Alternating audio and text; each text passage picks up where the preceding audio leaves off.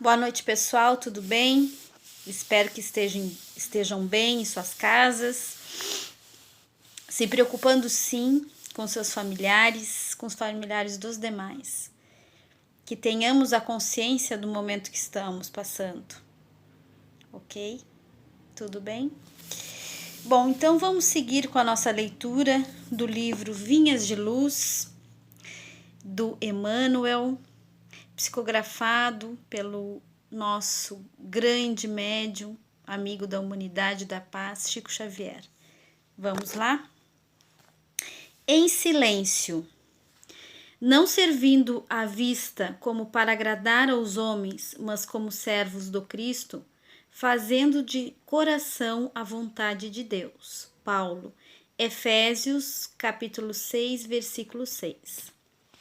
Se sabes, atende ao que ignora, sem ofuscá-lo com a tua luz. Se tens, ajuda ao necessitado, sem molestá-lo com tua posse. Se amas, não firas o objeto amado com exigências. Se pretendes curar, não humilhes o doente. Se queres melhorar os outros, não maldigas ninguém. Se ensinas a caridade, não te trajes de espinhos, para que teu contato não dilacere os que sofrem. Tem cuidado na tarefa que o Senhor te confiou. É muito fácil servir à vista. Todos querem fazê-lo, procurando o apreço dos homens. Difícil, porém, é servir às ocultas, sem o ilusório manto da vaidade. É por isto que, em todos os tempos, quase todo o trabalho das criaturas é dispersivo e enganoso. Em geral, cuida-se de obter a qualquer preço as gratificações e as honras humanas. Tu, porém, meu amigo, aprende que o servidor sincero do Cristo fala pouco e constrói cada vez mais com o Senhor no divino silêncio do Espírito. Vai e serve. Não te deem cuidado as fantasias que confundem os olhos da carne e nem te consagres aos ruídos da boca. Faze o bem em silêncio. Foge às referências pessoais e aprendamos a cumprir de coração a vontade de Deus. Capítulo 5, com amor.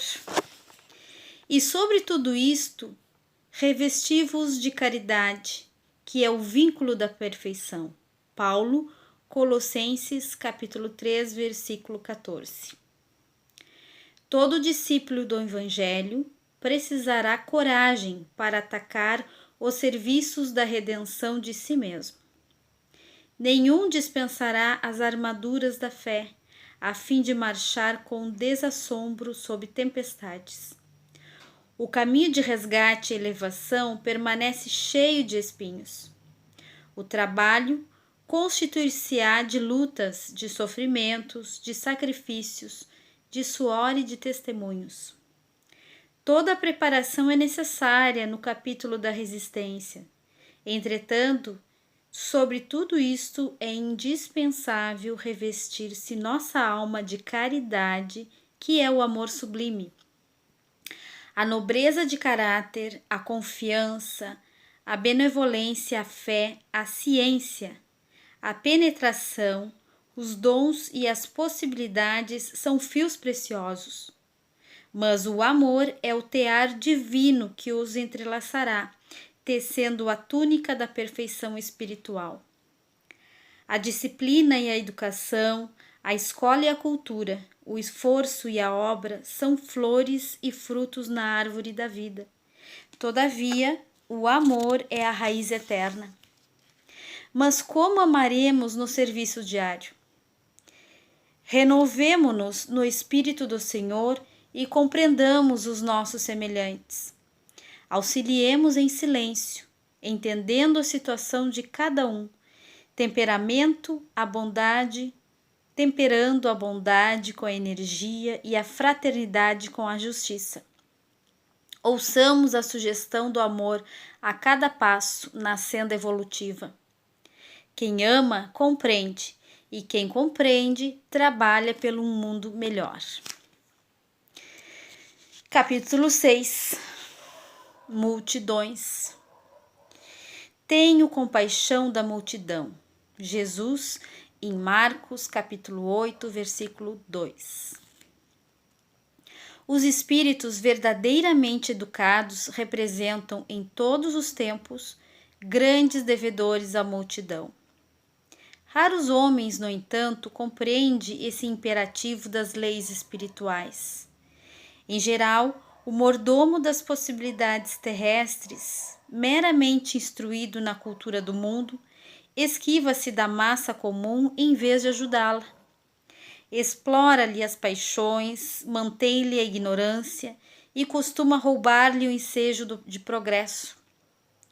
Traça leis para que ela pague os impostos mais pesados, cria guerras de extermínio, em que deva concorrer com os mais elevados tributos de sangue.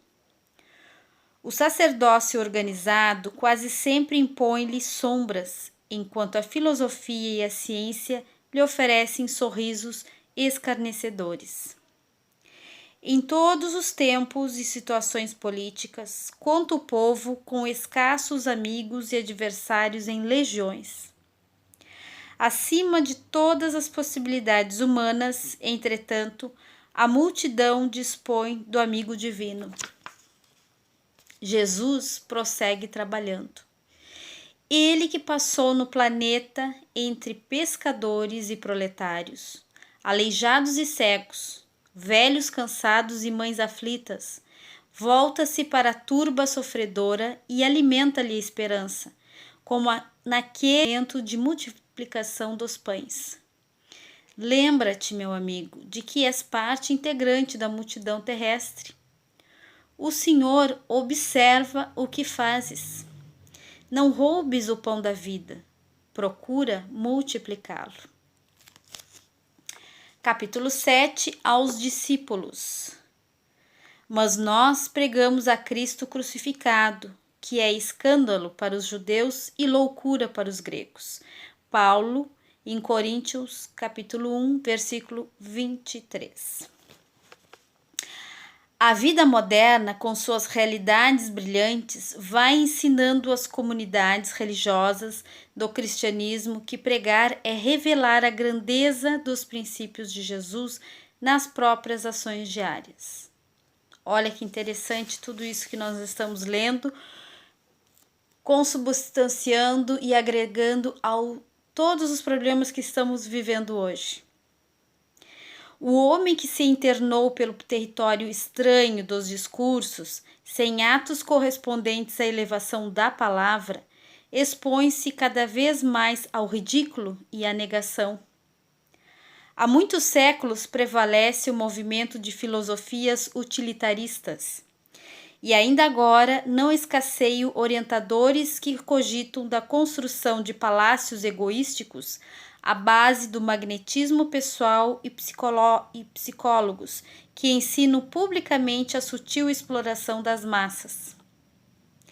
É nesse quadro obscuro do desenvolvimento intelectual da Terra que os aprendizes do Cristo são expoentes da filosofia edificante, da renúncia e da bondade, revelando em suas obras isoladas a experiência divina daquele que preferiu a crucificação ao pacto com o mal. Novos discípulos, por isso, vão surgindo, além do sacerdócio organizado. Irmãos dos sofredores, dos simples, dos necessitados, os espiritistas cristãos encontram obstáculos terríveis na cultura intoxicada do século e no espírito utilitário das ideias comodistas. Há quase 2000 anos, Paulo de Tarso aludia ao escândalo que a atitude dos aprendizes espalhava entre os judeus e a falsa impressão de loucura que despertava nos ânimos dos gregos. Os tempos de agora são aqueles mesmos que Jesus declarava chegados ao planeta. E os judeus e gregos, atualizados hoje nos negocistas desonestos e nos intelectuais vaidosos, prossegue na mesma posição do início. Entre eles, surge o continuador do Mestre, transmitindo-lhe o ensinamento com o verbo santificado pelas ações testemunhais. Aparecem dificuldades, sarcasmos e conflitos. O aprendiz fiel, porém, não se atemoriza. O comercialismo da avareza permanecerá com o escândalo, e a instrução envenenada demorar-se-á com os desequilíbrios que lhe são inerentes. Ele, Jesus, contudo, seguirá adiante, amando, exemplificando e educando com o libertador imortal. Então, meus irmãos, eu quis justamente ler todos esses capítulos na íntegra, praticamente sem fazer comentários nenhum. E vou continuar, só vou resumir uma coisa, que está no Evangelho segundo o Espiritismo. É uma das passagens de Jesus que diz o seguinte: não se pode seguir a Deus e a Mamon. E com isso, tirem as suas conclusões. Muito boa noite, fiquem na paz de Deus. Amanhã temos mais um encontro para tentarmos assimilar a palavra de Deus, de Jesus, através dessa psicografia magnífica que o Espírito Emmanuel nos traz para a humanidade e que consigamos interpretá-la, da melhor forma em nossas vidas. Muito boa noite a todos.